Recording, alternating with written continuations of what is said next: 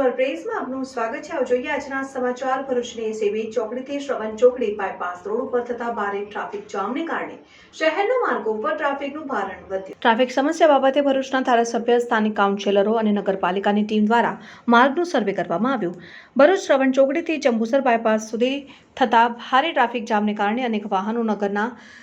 Internal માર્ગો પર વાહનોનું ભારણ વધવા પામ્યું છે, જેને પગલે ભરૂચના ફાટા, તળાવ ઢાલથી લઈને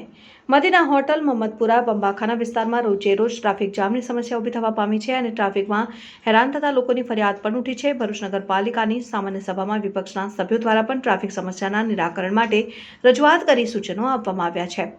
ટ્રાફિક સમસ્યા બાબતની રજૂઆતને ધ્યાનમાં લઈને ધારાસભ્ય શ્રી રમેશભાઈ મિસ્ત્રી, નગરપાલિકા ચીફ ઓફિસર શ્રી હરીશભાઈ અગ્રવાલ, નગરપાલિકા પ્રમુખ વિભૂતિબેન યાદવ દ્વારા વિપક્ષના નેતા શમશાદ અલી સૈયદ, સભ્યો સલીમભાઈ અમદાવાદી, હેમેન્દ્ર કોઠીવાલા, ઇબ્રાહીમભાઈ કલકલને સાથે રાખીને ઢાલથી લઈને મોહમ્મદપુરા સુધીના 3 નાળા વચ્ચેના માર્ગનું નિરીક્ષણ કરવામાં આવ્યું અને જે માર્ગ સાંકડો છે તેને પહોળો કરવા અને રોડ ઉપર અડચણરૂપ જેબીના પુલને શિફ્ટ કરી ટ્રાફિક સમસ્યામાંથી મુક્તિ મળે તે માટે તાત્કાલિક અસરથી કામગીરી કરવામાં આવશે। ભરૂચ શહેરના એબીસી સર્કલથી લઈને શ્રવણ ચોકડી અને બાયપાસ વિસ્તારમાં બ્રિજની કામગીરી ચાલુ છે, ત્યારે ભરૂચ શહેરના અંદર ટ્રાફિકની સમસ્યામાં વધારો થયો છે। તમામ ટ્રાફિક ભરૂચના બંબાખાનાથી મોહમ્મદપુરા અને ઢાલ વિસ્તારના અંદર ટ્રાફિક ડાયવર્ટ થઈ રહ્યો છે, ત્યારે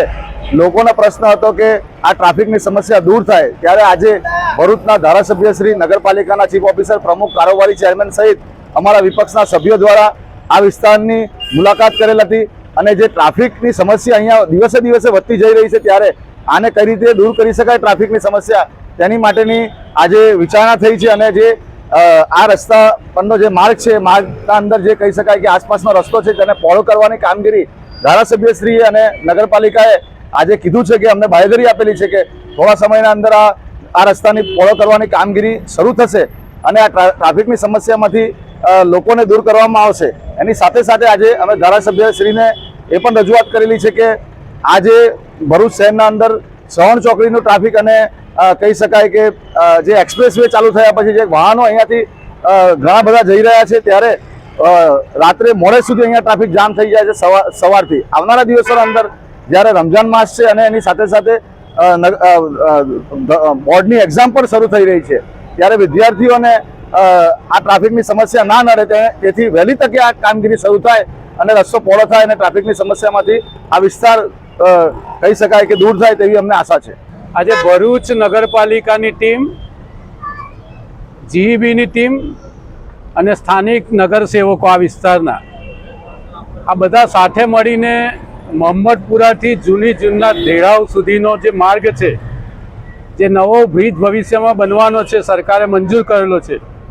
એ પહેલાં આ રસ્તાને અત્યારની જે ટ્રાફિકની પરિસ્થિતિ છે એમાં ટ્રાફિકને હળવો કરવા માટે, એનું વ્યવસ્થિત નિયમન થાય એટલા માટે આખા રૂટનું અમે બધા લોકોએ જાતે સર્વે કર્યું છે। જીઈબીના અધિકારીઓ જે રોડ ઉપરના પોલ છે જેને શિફ્ટ કરવાથી હજી વધારે સ્પેસ ખુલ્લો મળી શકે એમ છે, કેટલીક પ્રાઇવેટ પ્રોપર્ટીઓ છે જે નગરપાલિકાને આપવામાં આવે તો હજુ આ માર્ગ વધારે પહોળો થઈ શકે એવો છે। આ બધી સંભાવનાઓને લઈને આ વિસ્તારના આગેવાનો, નગરપાલિકાના સભ્યો આ બધાને સાથે રાખીને નિરીક્ષણ કર્યું છે। બહુ ઝડપથી થોડા જ દિવસોમાં આ માર્ગને અમે પહોળો કરીશું, જેના કારણે આ વિસ્તારના લોકોને વધારે સગવડ થાય અને ટ્રાફિકનો જે પ્રશ્ન છે ભરૂચમાં એ આ વિસ્તારમાં આપણે હળવો કરવામાં સફળ થઈએ।